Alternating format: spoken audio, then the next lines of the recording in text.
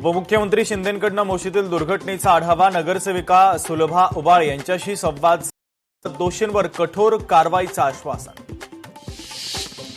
कोल्हापूरमध्ये पावसाचा जोर ओसरला, पंचगंगेची पाणी पातळी 26 फूट 6 इंचांवर.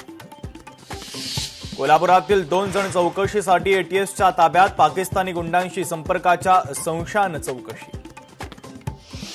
एफडीएच्या धडक कारवायांमुळे भेसळखोरांमध्ये खळबळ, साताऱ्यातील मोही गावात भर रस्त्यामध्ये दूध ओतल्याचा व्हिडिओ झाला व्हायरल.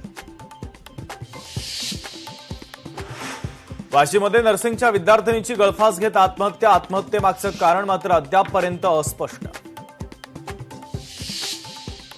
जळगावच्या चोपडा शहरामध्ये भेसळयुक्त दूध विक्री, डेअरीतून आणलेलं दूध तापवल्यानंतर रबरासारखं घट्ट झाल्याचं समोर, दुधाचा व्हिडिओ सोशल मीडियावर व्हायरल. जळगावात आंतरजातीय विवाहावरून पोलीस ठाण्यामध्ये 2 कुटुंबांमध्ये राडा, दगडफेकीनंतर पोलिसांचा सौम्य लाठीचार्ज, 1 पोलीस कर्मचारी जखमी. शहजाद भट्टीच्या कथित नेटवर्कचे धागेदोरे अमरावतीमध्ये पोहोचल्याचा संशय, एटीएसचा अमरावतीमध्ये छापा, 2 संशयित तरुणांची कसून चौकशी. सिल्लोडच्या तहसील कार्यालयामध्ये खासदार डॉक्टर कल्याण काळेंची अधिकारी पदाधिकाऱ्यांसोबत बैठक, बैठकीमध्ये घरकुल योजनेतील गोंधळावरून गटविकास अधिकाऱ्यांना खडसावलं.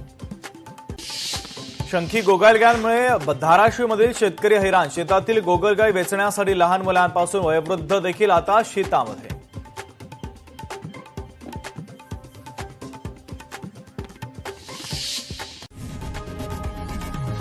लोकशाही मराठी ऐका, पहा, जागरूक रहा.